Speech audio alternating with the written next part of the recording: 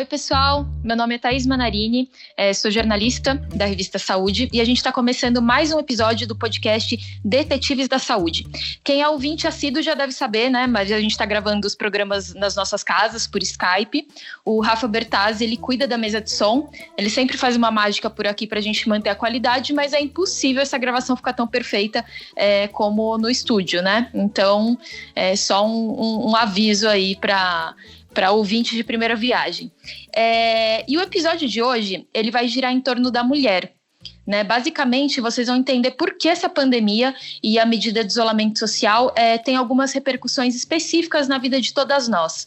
Se você é homem e está escutando a gente, não para também não, porque a gente vai ter aprendizados bem bacanas para vocês também.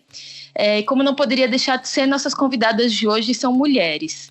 Estou aqui com a Carolina Salles, ela é ginecologista e responsável pelo serviço de anticoncepção da Faculdade de Medicina da Universidade de São Paulo, a USP, lá em Ribeirão Preto.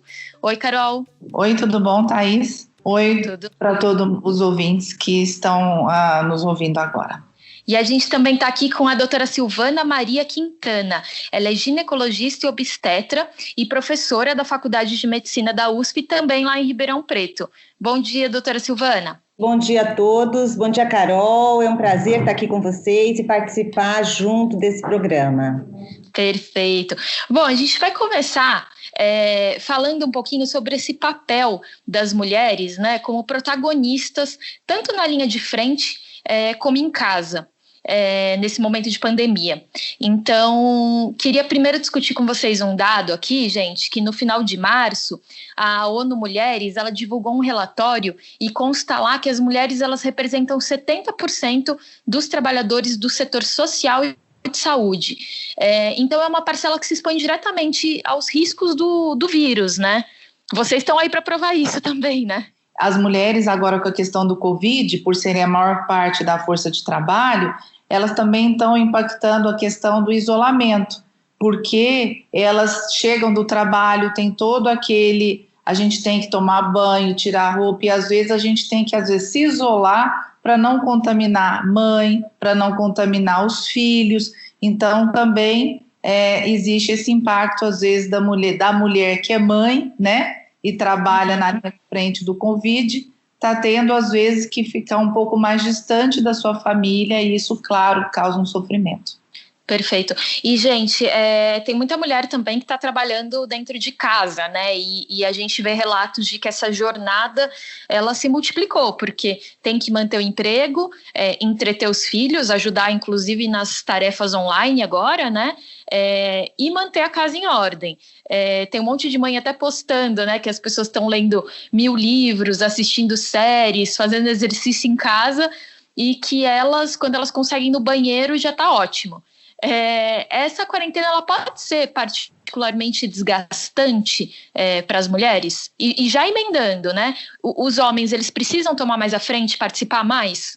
É super interessante, você sabe que isso vem sendo um movimento grande em vários grupos de mulheres, né? Porque realmente o trabalho em casa, o home office, é uma coisa que traz uma sobrecarga muito grande, porque não é só ficar em casa e fazer o trabalho em casa, né? As crianças estão em casa porque elas não vão para a escola, existem os serviços, os afazeres domésticos, porque a gente também liberou as funcionárias. Então, sim, eu acho que está sendo bastante desgastante para todas as mulheres que estão vivendo de uma forma diferente, porque iriam para fora de casa, que agora fazem isso em casa, porque elas passaram a fazer mais coisas juntas, né? É super importante trazer junto, ou solicitar, ou acho que nem precisava pedir, não, né? Que os maridos, os parceiros se toquem, que é preciso ajudar, né? Não dá, ajudar não, né? Dividir ombro a ombro essa tarefa, né? Porque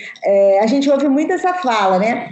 O meu marido me ajuda. Não, o meu marido não tem que me ajudar, o meu marido tem que dividir comigo, certo? As tarefas, as obrigações, porque a coisa está pesada para todo mundo. Então, eu acho que sim, eu acho que uma experiência pessoal, a gente tem tido um desgaste grande, associado ao estresse de viver, a gente que é profissional da saúde vivendo a linha de frente, né, desse atendimento, medo de levar a doença para casa, medo de trazer essa infecção para dentro de casa, e também, além disso, todos aqueles afazeres domésticos. Então, sim, eu acho que é possível e a gente tem que pensar nisso e tem que fortalecer essas relações para que as pessoas se ajudem mutuamente, senão nós vamos ter um desgaste com um preço muito alto para as famílias, para as mulheres, enfim, certo? Eu brinco que a gente não pode trocar uma doença pela outra, né? Tem a questão da saúde mental aí, e eu acho que além da gente dar esse recado para quem compartilha a casa com a mulher e que não é ajudar, que é realmente entrar junto na organização do lar e tudo mais, tem a compreensão dos gestores, né, dos chefes dessas mulheres, dos clientes também, porque eu vejo, por exemplo, tem amiga que comenta que agora a moda é ficar fazendo ligação, né, chamada de vídeo, reunião online, só que isso está num nível que inviabiliza um pouco, porque tem criança junto, né, e aí você não quer deixar seu filho aparecer no vídeo, enfim, tem que entender, né, que a mulher também é mãe e vai ter pai também cuidando da criança, né, e aí a gente tem que ter todo um arranjo agora na sociedade para entender esse momento, né. Um jeito diferente, né? A gente está readaptando a essa rotina que muitas pessoas às vezes têm uma certa, né, ilusão que basta abrir as cidades que tudo vai voltar como era, mas vai ter um tempo de um novo normal, né? Onde os encontros presenciais vão estar reduzidos, né? E a gente vai ter mais esses momentos online. Então, eu vejo aqui em casa, eu tenho filhos, um menor, outra já adolescente, às vezes eu estou numa chamada de vídeo, no meio você chama a atenção da criança, aí você fala, desculpa, peraí, estou voltando, você está fazendo um e-mail, de repente a criança te solicita uns 3 lanches, aí você não consegue terminar o e-mail. Então, existe mesmo, né, essa necessidade de todo mundo entender que trabalhar em casa tem as partes positivas, mas existe isso de, como você está integrado com toda a família ainda não está se adaptando também. Então, a criança estiver em casa, ela mantém as demandas que ela tem, e às vezes são muitas, né? Então, eu brinco que se as crianças tiverem tantos lanches na escola como elas têm em casa, a professora não dá conta. E, gente, agora... Pode falar, doutora Silvana. Eu acho também super legal isso que a Carol falou, mas eu quero chamar a atenção de uma coisa que eu tenho feito uma reflexão. Eu acho que a gente, com essa história de fazer tanta reunião online, a gente está tendo uma dificuldade de colocar um limite nisso, né? Pois é. A família te solicite porque você está em casa, mas a gente tem tido uma dificuldade. Por exemplo, o pessoal marca uma reunião 9 horas da noite, tá? O pessoal marca uma reunião às 7 horas da manhã. Então, aquilo que antes a gente tinha um horário, ou para o café da manhã em casa, com a família, 7h30, 7 horas, ou então, não, agora 8 horas da noite chega, né? A gente não está tendo mais, porque como você está em casa, a reunião é online, você permite isso. Então, eu diria para as minhas colegas, para as mulheres, é necessário também colocar um limite, porque nós todos estamos com uma sensação de que nós estamos trabalhando mais do que quando a gente estava no presencial, né? Porque a gente está com dificuldade de colocar o limite. Eu tenho que estar disponível, afinal eu estou em casa, tá? Então eu acho que é uma coisa que a gente precisa refletir. Não, isso é uma verdade, porque a sensação que eu tenho é que às vezes eu estou trabalhando todo dia até 10 da noite, porque mistura trabalho com obrigações domésticas, que são aqui em casa até bem compartilhado, mas a questão de que você volta numa reunião online, então parece que a jornada aumentou, essa é a minha sensação. Eu acho também, pelo que eu tenho conversado com as minhas amigas, eu acho que é uma sensação comum para todas as mulheres, para os homens também, né? Esses que realmente dividem as tarefas, esse malabarismo aí. Então, como entra filho no meio, outros afazeres no meio do dia, a jornada de trabalho se estende mesmo, né? Mas eu acho que o segredo é criar rotina, né? A gente tem que se adaptar e criar uma rotina, né? Sil, mas você não acha que às vezes as mulheres têm medo de colocar um limite nesse momento de desemprego, nesse momento em que algumas empresas estão fechando e perderem seus empregos, então elas têm menos até possibilidade e voz de colocar um limite nessas reuniões que ultrapassam, teoricamente, o horário de trabalho? Com certeza, eu acho que isso acontece. Isso não é só, gente, na vida do trabalho agora. Eu acho que mesmo no trabalho presencial, a gente tem muito mais dificuldade de dizer não, né? Eu tenho que buscar filho, eu tenho que pagar a empregada, porque isso ainda hoje na nossa sociedade machista é visto como uma limitação feminina, né? Uma limitação e uma obrigação feminina. E agora, nesse momento, isso não é diferente. A gente tem dificuldade de não estar disponível. A sensação que a gente tem é que a gente tem que estar o tempo inteiro disponível por vários motivos, lógico, né? Agora o medo do trabalho faltar, né? Mas principalmente porque a gente acha que a gente tem obrigação o tempo inteiro de estar ali atendendo as solicitações, né? Eu acho que as mulheres têm dificuldade de colocar limite, sim. Perfeito.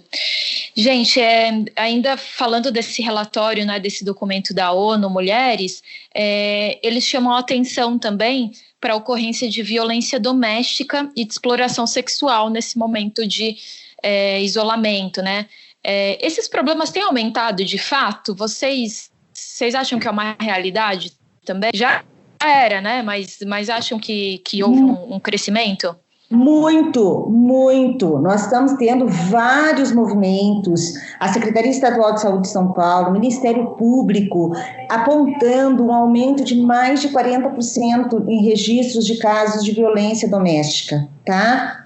O fato das pessoas estarem restritas em ambientes, o fato de estar no estresse, a preocupação, essa violência vem aumentando muito. Nós estamos muito preocupados e eu coordeno o serviço aqui de violência sexual. A gente tem observado um aumento significativo do número de casos, né? A gente tinha em torno de 4 semanais. Nas últimas semanas nós temos tido 8 casos de procura por violência sexual também. Então, tanto a violência doméstica quanto a violência sexual tem aumentado nesse período da pandemia pelo isolamento social, pela restrição, né, em casa, essas famílias convivendo muitas vezes num ambiente tenso, com dificuldades financeiras, medos. Então, a gente tem observado isso, é uma realidade, nós temos que estar muito atentos com isso. Um ponto-chave que também o pessoal tem chamado a atenção é que, além de estar ocorrendo mais, em algumas cidades, os serviços que recepcionam as mulheres vítimas de violência, especialmente sexual aqui no caso, fecharam as portas.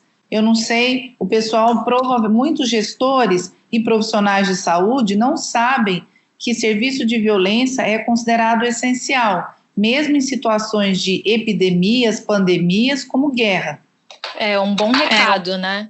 E gente, nesse caso, as mulheres, a gente tem visto muitas iniciativas legais, né, de marcas, né, divulgando vídeos para as mulheres poderem compartilhar com a família e poderem avisar que estão sofrendo violência sexual. Essas iniciativas são adequadas mesmo, vocês acham? Muito, eu não sei, existe até uma empresa de cosméticos, ela fez uma propaganda, uma campanha muito bacana, que orienta as mulheres como proceder durante, porque assim, essa violência doméstica, essa mulher ela vai ficando restrita, ela vai ficando isolada, e muitas vezes ela tem dificuldades até para pedir ajuda para as pessoas, né? O agressor normalmente tem uma proximidade tão grande, ele avalia, ele invade o celular, ele invade o e-mail e ela fica muito restrita para pedir ajuda. Então, sim, todas essas campanhas que nós temos visto, orientações para essas mulheres, dicas de como elas devem se proteger, como elas devem pedir ou podem pedir ajuda, é fundamental nesse momento, tá? Primeiro porque as mulheres se sentem acolhidas. né? E segundo, porque elas conseguem ver uma saída, uma possibilidade de como se proteger, certo? E isso que a Carol falou é muito importante, né? As pessoas têm uma dificuldade nesse momento de pandemia de diferenciar o que é um serviço que não pode fechar, que não pode ser encerrado, porque vai ter risco de morte ou de danos tão severos quanto a Covid. Certo? Então, por exemplo, assistência pré-natal não pode parar, porque daqui a pouco nós vamos ter morte materna por hipertensão, por sangramento, né? Serviço de violência não pode encerrar, não pode parar, porque senão nós vamos ter mortes das mulheres por agressão, porque o indivíduo está dentro de casa com ela. Então, toda a campanha é bem-vinda e a gente que trabalha na saúde, que cuida da saúde das mulheres, tem que trabalhar para que isso seja, né, capilarizado, essas informações sejam capilarizadas para que essas mulheres se sintam acolhidas e protegidas.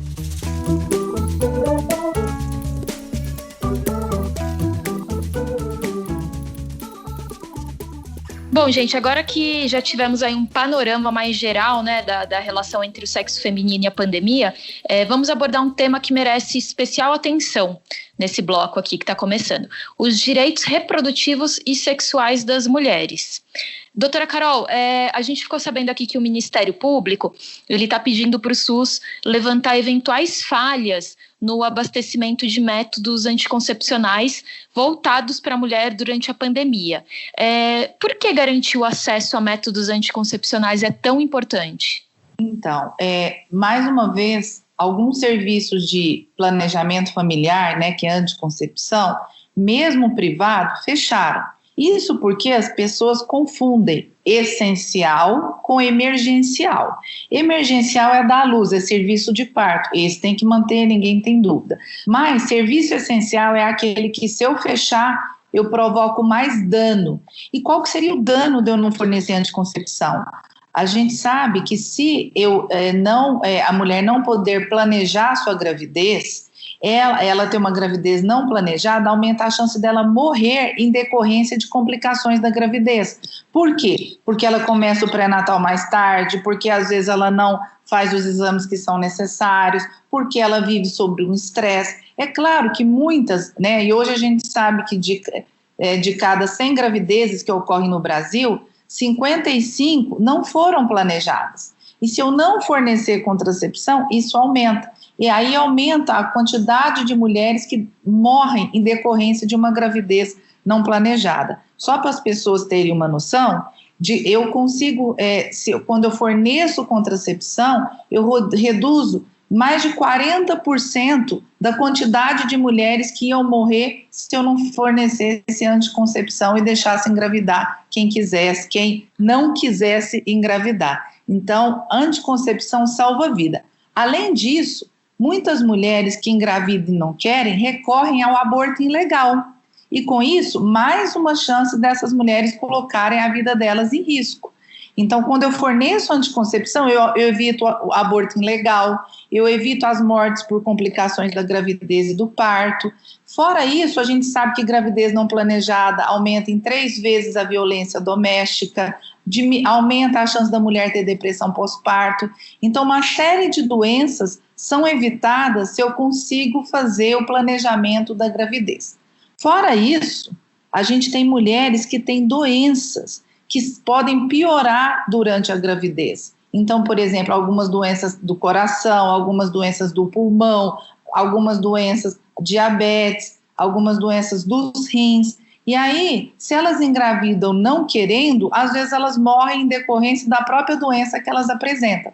Então, de uma forma geral, contracepção não pode parar, seja no público, seja no privado.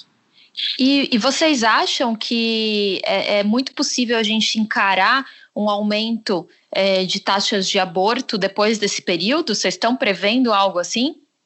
Olha, eu acho que sim, viu? Porque já é esperado esse movimento da gravidez. Assim, o que aconteceu? Nesse desespero, quando aconteceu a questão da pandemia, muitos serviços de planejamento familiar fecharam.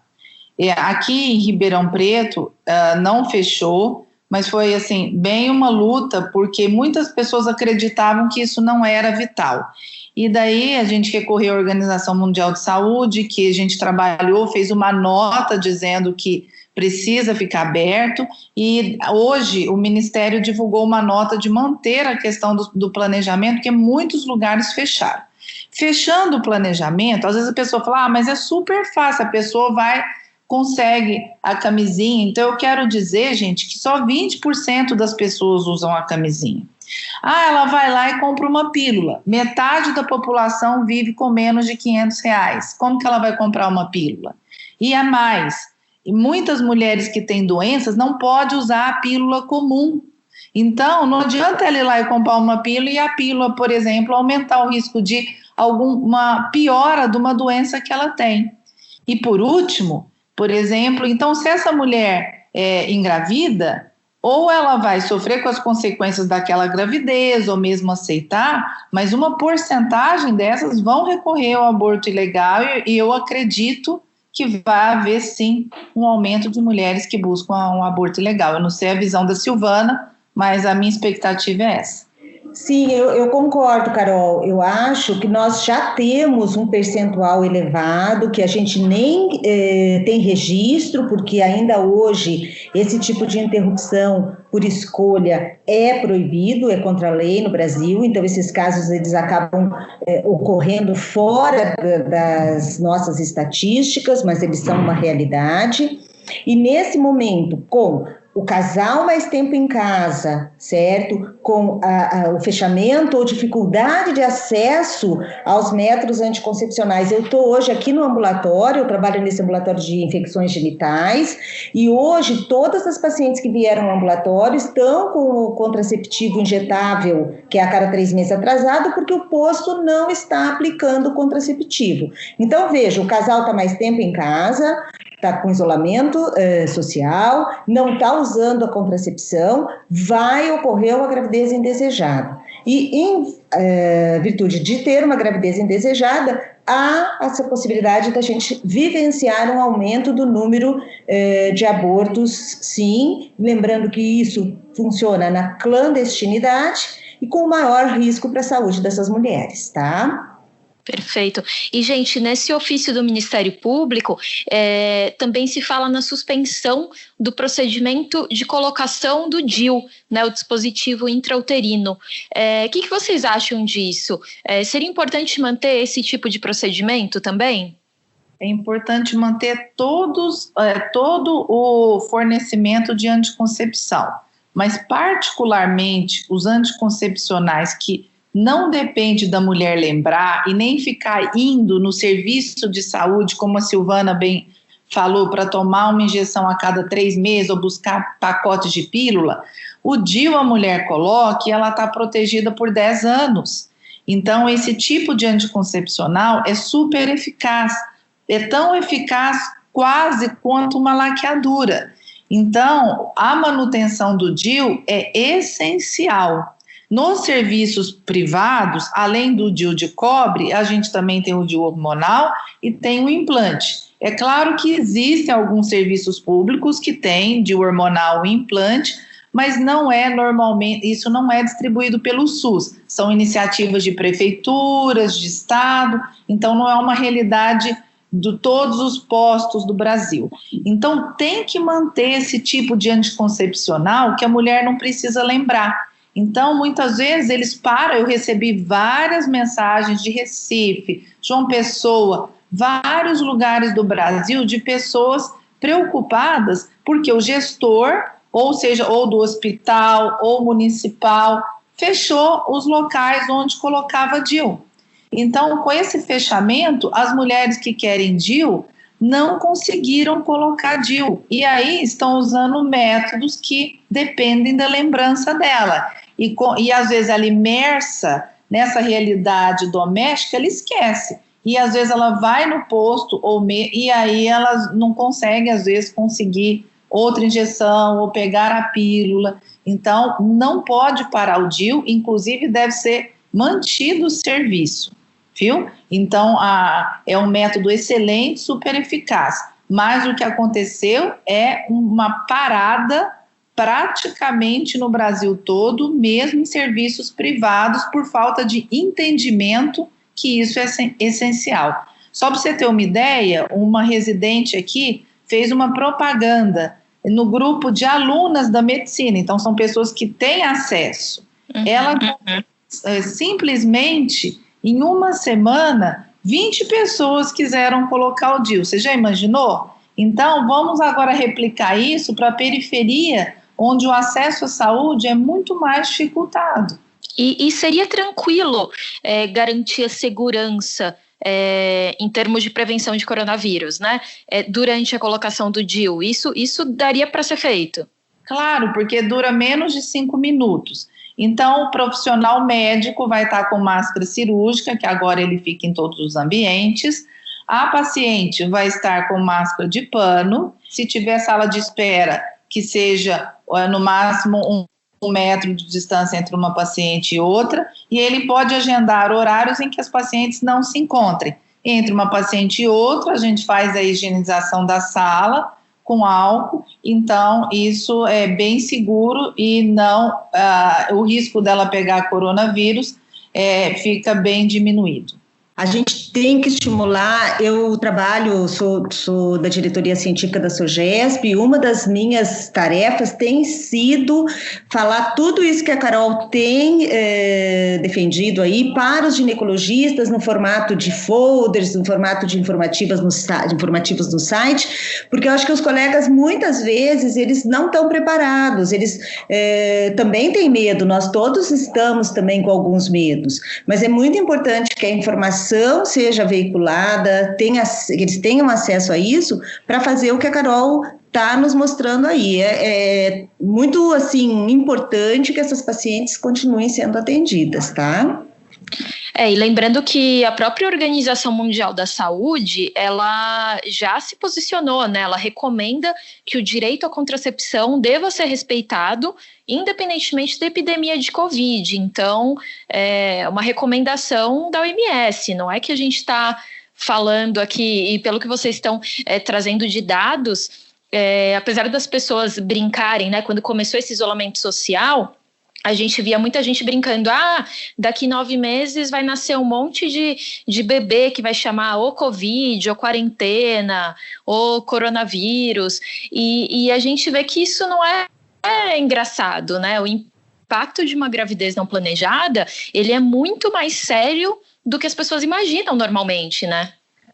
Com certeza, e a Carol até pode falar mais disso, mas uma gravidez indesejada, ela aumenta muito o risco desta paciente, primeiro porque ela pode tomar uma decisão de interromper a gravidez, e essa interrupção em condições não adequadas, inseguras, coloca a vida dela em risco. Segundo, porque muitas vezes ela não adere bem ao pré-natal, consequentemente ela faz um pré-natal inadequado e com risco de não detectar ou doenças prévias ou doenças que elas desenvolvam durante a gestação. Então, todo o risco de morte materna ou de desenvolver uma doença grave não detectada aumenta muito. Então, uma gravidez indesejada, sem falar no aspecto psicológico, né? Aquela paciente passa 9 meses sem aceitar o que está acontecendo com ela, com o corpo dela, com a vida dela. Então, sim, eu acredito que isso é super importante. E gente, o que as mulheres podem fazer se elas estiverem nessa situação de não ter acesso a esses métodos? Elas têm a quem recorrer? Como que faz?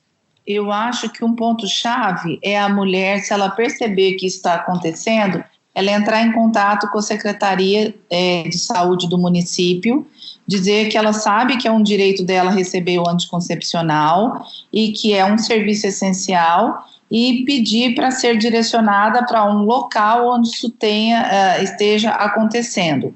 Algumas vezes, alguns locais têm feito áreas, por exemplo, que não atendem pacientes com Covid, para minimizar a chance de contrair o vírus. Então, pode até ser que tenha mudado o lugar onde ela pode receber o seu atendimento para receber o anticoncepcional.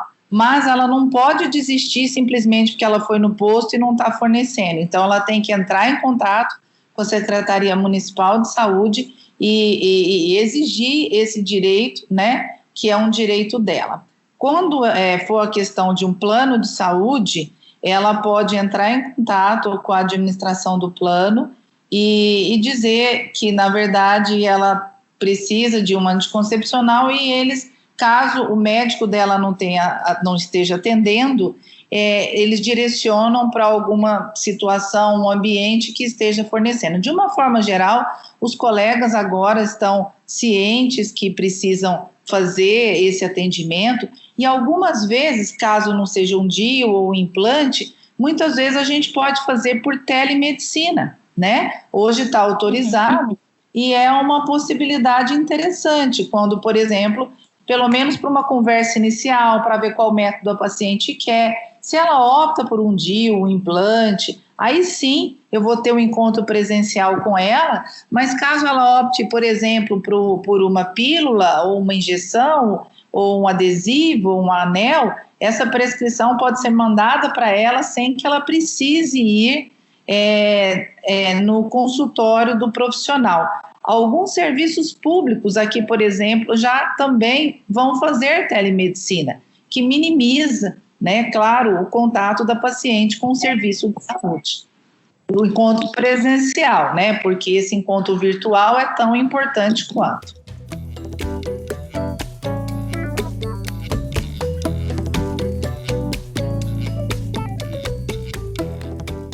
Bom, muita mulher já entrou grávida nessa quarentena, né? E aí a pandemia trouxe uma série de preocupações especificamente para esse grupo. Então a gente vai falar um pouquinho delas agora. Gente, primeira coisa, queria que vocês esclarecessem. Distanciamento social, isolamento, quarentena, enfim, não significa deixar de fazer o pré-natal, né? Isso, perfeito, tá? Isso é uma realidade que nós temos observado. A Secretaria Estadual de Saúde, as secretarias municipais de saúde, os colegas ginecologistas e obstetras têm que estar atentos a respeito disso. Com a chegada dessa pandemia, com a preocupação de contaminação e a rápida disseminação desse vírus, nós observamos vários serviços sendo fechados. Lembrando sempre que nós temos também vários profissionais de saúde que foram afastados, ou porque são considerados grupo de risco pela idade, ou porque têm alguma doença que coloca como mais suscetível, e também vários colegas que por medo falaram, não, nós não vamos atender mais consultas eletivas. Isso até pode ter papel para alguns casos, mas para o pré-natal isso não é viável, não é correto. Qualquer serviço de saúde, seja da saúde pública ou da saúde suplementar, não pode deixar de fazer o acompanhamento pré-natal. Quando a gente não faz o acompanhamento pré-natal, nós colocamos essa gestante em risco, que vai muito além da infecção pela Covid-19. Ela é um risco de ter uma intercorrência obstétrica e essa intercorrência ser severa o suficiente para levar ou a morte materna ou a uma intercorrência que pode ter a perda do bebê. Então, é muito importante que todas as mulheres grávidas conversem com o serviço de saúde, conversem com o seu obstetra, sua obstetra, e para organizar o atendimento pré-natal. E, gente, a grávida, o sistema imune dela realmente tem um pouquinho mais de problema, justamente pela questão da gravidez. Ela tem um sistema imune um pouquinho menos fortalecido nesse momento? Ela faz parte do grupo de risco da Covid? Na realidade, o que acontece é que quando uma mulher engravida, esse bebê que ela está formando, ele tem 50% de células ou de características do pai e 50% da mãe. Então, o bebê é como se fosse um enxerto. Para não rejeite esse enxerto, o que faz é o sistema imunológico uma adaptação. Então, não é que o nosso organismo está mais fraco, mas essa adaptação para não rejeitar o bebê pode ter uma repercussão facilitando infecções, não só a infecção pelo Covid, infecções no geral, infecções virais ou infecções bacterianas. Então, a gente fala que a grávida pode ter uma predisposição maior a adquirir infecções. Os dados internacionais não mostraram maior número de gestantes infectadas pela Covid-19, certo? Mas a gente tem ficado muito preocupado em relação à evolução. Então, nós não temos um grande número de grávidas com Covid, mas alguns casos, especialmente no nosso país, têm tido uma evolução muito desfavorável. Então, nós todos estamos atentos para ver ou avaliar se a gestante infectada por esse vírus, que é um novo vírus para nós, é uma infecção nova para todos, se durante a gestação ela pode ter uma evolução de maior gravidade por todas as modificações que o nosso organismo sofre durante o período de gravidez ou durante o período gestacional, tá? Então, nós todos estamos atentos, seguindo esses casos, mas o mais importante é orientar essa mulher a não se expor, porque como é uma infecção nova, nós não temos dados com um grande número de pacientes, tá? Perfeito. E os recém-nascidos, eles fazem parte do grupo de risco? Sim, os recém-nascidos, o que acontece é que toda criança ao nascimento, ela ainda tem um sistema imunológico imaturo, por mais que ela tenha nascido de 9 meses. Esse sistema imunológico, ele vai agora entrar em contato com uma série de micro-organismos, que a gente chama de patógenos, vírus, bactérias, que existem no meio ambiente. E o sistema imunológico dele ainda está se organizando, ainda está se preparando para esse enfrentamento. Então, não achamos adequado, consideramos de risco e tentamos evitar ao máximo que essa criança entre em contato com qualquer agente, tanto que a gente, toda vez que faz um parto, que cuida de uma gestante, a gente orienta que a criança não deve passear no shopping, né? Não deve ficar em locais com aglomerações, independente do Covid, né? Principalmente até a criança ter aí iniciado o seu esquema vacinal, tá? Então, a gente considera que o recém-nascido é de risco porque ele ainda tem um sistema imunológico que está se adaptando. Agora, veja bem, a nossa preocupação é em relação a mãe pode transmitir esse vírus para o seu bebê. Se a mãe estiver contaminada, ela corre o risco de contaminar o seu filho, e aí os estudos têm mostrado que isso pode ser possível, mas que até esse momento esse vírus não é um vírus assim de eficácia para transmissão vertical. Transmissão vertical é a transmissão da mãe para o seu filho, durante a gestação, passando pela placenta, cordão umbilical e chegando no bebê, no momento da passagem do canal de parto e durante a amamentação. No caso da Covid-19, a nossa maior preocupação tem sido a amamentação, mas os exames não têm mostrado o vírus no leite materno, certo? Então, os protocolos nacionais brasileiros e internacionais, o Ministério da Saúde do Brasil e a grande maioria dos protocolos internacionais têm orientado que a mãe que deu à luz a uma criança e a mãe estava contaminada pela Covid-19, ela pode amamentar o seu bebê, mas ela tem que tomar todos os cuidados para não contaminar o seu filho, principalmente pela respiração, né? Então, ela tem que usar máscara, ela tem que tomar muito cuidado com a higiene das mãos antes do cuidado com o bebê, trocar a fralda, trocar a roupa, amamentar, mas a amamentação, nesse momento, não está proibida. Em relação ao tipo de parto, né, doutora Silvana, a senhora comentou agora que o parto normal, né, tem essa questão que o bebê passa ali pelo canal de parto, e não se sabe muito bem dessa questão de transmissão, enfim. Mas tem alguma recomendação nesse sentido? Olha, isso é muito interessante porque vários trabalhos, tanto em grávidas quanto não grávidas, mas com pequeno número de pacientes, em relação da presença ou não do Covid-19 no conteúdo cérvico-vaginal. Todos os exames vieram negativos, ou seja, esse vírus parece ser realmente um vírus que se localiza em trato respiratório, não tendo uma dispersão por exemplo, os outros conteúdos como cérvico-vaginal. Por que isso é importante? Porque a nossa preocupação com a passagem do bebê no canal de parto, que é a vagina, ela não é uma forma eficaz de transmissão desse vírus, tá? Então, não há uma indicação de cesárea para prevenção da transmissão vertical. E, gente, aí o bebê nasceu, tá lá bonitinho, visita. Como que é isso agora, nesse momento de pandemia? Nem pensar, né? Bom, eu acho que visita para o primeiro mês do recém-nascido, a gente já dá uma certa restringida, né? E agora, as visitas, de uma forma geral, estão proibidas, né, gente, assim, ou restritas. Então, eu acredito que, nesse momento, não é hora de visitar o recém-nascido. E até porque, gente, a mãe está readaptando com a criança. Então, é o momento da gente deixar ela mais tranquila, ela poder repousar quando a criança dorme. Então, a minha sugestão e as recomendações é que não tenha visitas. Não, e eu, gente, quero aproveitar, porque a Carol e eu somos mãe, eu quero dizer que essa cultura de ir visitar uma mulher logo depois do parto não é, no meu ponto de vista, adequado, né? Ao contrário do que a maioria das pessoas pensam, que é super legal, eu vou levar um presente, eu mostro carinho, manda uma flor, né? Manda um presentinho, dá uma ligada, uma mensagem. Não é adequado, independente de Covid, fazer visita para uma puérpera com o seu bebê no primeiro mês do pós-parto, tá? Essa é a minha opinião pessoal, respeito qualquer outra opinião, mas quem teve um bebê sabe o quanto é difícil esse primeiro mês, e fazer sala para uma visita, muitas vezes é uma situação muito difícil para a gente que está ali, ou para aquela mulher que está ali, cuidando de várias coisas ao mesmo tempo.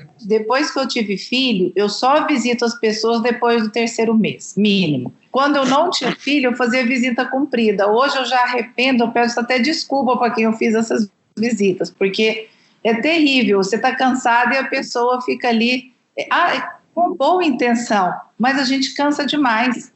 E para quem estava planejando, né, engravidar, vocês acham o quê? Que é melhor dar uma adiada ou simplesmente ajustar expectativas desse novo normal? O que vocês enxergam como melhor cenário? Bom, eu tenho recomendado às minhas pacientes aguardar pelo menos até o final do primeiro semestre, tá? Certo? Se já está grávida, ok, mas se ela vai programar, eu falo, olha, vamos acabar o primeiro semestre, porque a gente tem aí uma possibilidade, né? Nós temos uma situação em Ribeirão Preto, uma situação epidemiológica mais confortável, por exemplo, do que as pacientes de São Paulo, né? Então, na nossa população, eu tenho orientado, vamos aguardar o final do primeiro semestre, aí sim, a partir de então, a gente libera para engravidar, certo? Porque eu acho que o segundo semestre, isso é uma expectativa, embora continue com algumas restrições, a gente vai ter a possibilidade de ir gradativamente liberando um pouco mais as atividades. Apesar de não existir uma recomendação oficial para não se engravidar, né?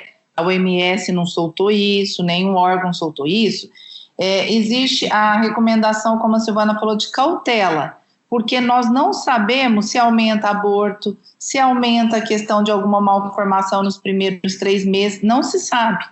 Então, eu acho que a melhor saída é realmente postergar para o segundo semestre, sim, né? E aquelas mulheres que necessitam de tratamento de bebê de proveta, por enquanto, né, as recomendações internacionais é que sejam postergados, a gente não sabe quando serão retomados. Mas aquela que é natural, vai engravidar sem ajuda, né? Essa daí, pelo menos, jogar para o segundo semestre.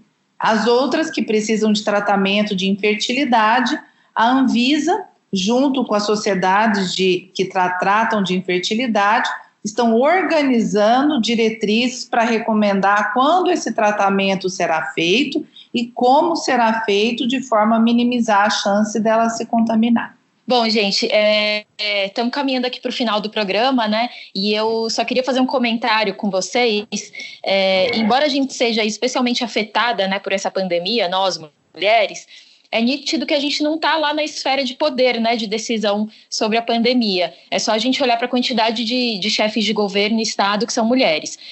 Por outro lado, a gente tem visto que os países liderados por mulheres são justamente os que estão se saindo melhor aí nessa crise. Queria ouvir um pouquinho a opinião de vocês para a gente fechar esse episódio, sobre por que vocês acham que esses países estão se saindo melhor. O que a mulher tem de contribuição aí que de repente os homens não estão conseguindo muito bem enxergar? Enfim, qual que é a visão de vocês sobre isso? A sensação que eu tenho é que a mulher, por ela ter essa característica de fazer múltiplas tarefas ao mesmo tempo, a mulher tem uma capacidade muito interessante de ouvir, né? Então, eu acredito ouvir, e então a sensação que eu tenho, isso é só sensação, né, é que as mulheres, elas seguiram as recomendações científicas e esse também de forma mais eficaz. E outra coisa, elas têm um instinto de proteção grande. Então, a gente sabe que o isolamento social repercute na economia. Todo mundo sabe. O mundo inteiro está sofrendo com isso. Mas a gente deixar as pessoas morrer, a repercussão na economia é muito maior. E a mulher entende muito bem isso, porque se as pessoas morrerem, elas não vão conseguir se restabelecer depois. Então, eu acredito que essa capacidade maior de ouvir, esse sentimento de proteção que às vezes a mulher tem, pode ser que faça com que ela siga mais as recomendações internacionais e entenda que ela precisa proteger sua população para que a economia volte ao normal mais rápido. Eu concordo com a Carol, quero chamar atenção, eu sou feminista, tá? Mas eu quero chamar atenção que nós ainda hoje temos pouquíssimas mulheres ainda, né? Em qualquer cargo desses importantes como um líder mundial ou um líder de um grande país, né? As 3 mulheres que nós temos aí fazendo esse papel muito bem, por sinal, elas têm mostrado nos seus países, ou o país que elas lideram, excelentes resultados. Certo? O que não quer dizer que não existam homens que também tiveram aí sucesso. O grande problema é que a gente tem alguns exemplos, né, de homens que tiveram um péssimo, ou estão tendo aí um desempenho lamentável na condução da pandemia em seus países. Então, por que eu acho que esses líderes mundiais, ou esses líderes tiveram sucesso? Porque no momento desse, em que você tem uma pandemia ou uma situação dessas, é muito importante se cercar de pessoas tecnicamente preparadas, competentes, certo? E ouvi-las, né? Como a Carol falou. Ou seja, eu confio nesse profissional, eu tenho uma equipe, não é só uma pessoa, e nós vamos seguir, eu vou apoiar esse plano. A gente precisa assumir o risco de uma atitude, né? Essas mulheres especificamente, mas todos os líderes que tiveram bons resultados, foi exatamente isso que eles fizeram, né? Eles se preocuparam com o seu povo, com a saúde deles, e eles elencaram uma equipe competente e seguiram as orientações dessa equipe. Isso culmina no sucesso que a gente tem visto. Soma-se a isso recursos econômicos, soma-se a isso uma estratégia de teste em massa para a população, e a gente tem visto o sucesso, como, por exemplo, a Alemanha e etc. Então, gente, eu acho que o que é importante, além do fato de elas serem mulheres, que elas são competentes, elas escolheram bem as pessoas, ouviram essa orientação, tá? E se preocupam realmente com a sua população, antes de se preocupar, lógico, só com o fator econômico. Perfeito. Só para os ouvintes se situarem aqui, a gente está falando de países como Finlândia, Alemanha, Taiwan, Nova Zelândia, né, que tem líderes mulheres e estão se saindo super bem aí no combate à crise, né, da Covid-19. Bom, doutora Carol, doutora Silvana, queria agradecer muito a participação de vocês aqui, acho que foi super esclarecedor, achei o episódio ótimo. Vocês querem dar um tchauzinho para os ouvintes? Eu quero agradecer essa oportunidade, quero dizer que o nosso compromisso é continuar trabalhando pela saúde das mulheres, né, e estudando a respeito dessa nova infecção, para dizer sempre o que a gente tem de base científica, ou seja, o que realmente, nesse momento, é a melhor escolha, a melhor orientação, né? Muito obrigada. Eu quero me despedir da audiência, despedir de vocês, da Silvana, de você, Thaís, falando exatamente isso, que a gente vai vencer a pandemia com informação e com decisões baseadas na melhor evidência científica. Foram assim que as mulheres que você citou e outros líderes, né, homens no caso, estão vencendo ou tendo melhor desempenho no enfrentamento da epidemia. Informação e ciência, é isso que vai fazer a gente caminhar rumo a, se Deus quiser, um panorama melhor em alguns meses. Torcemos, né?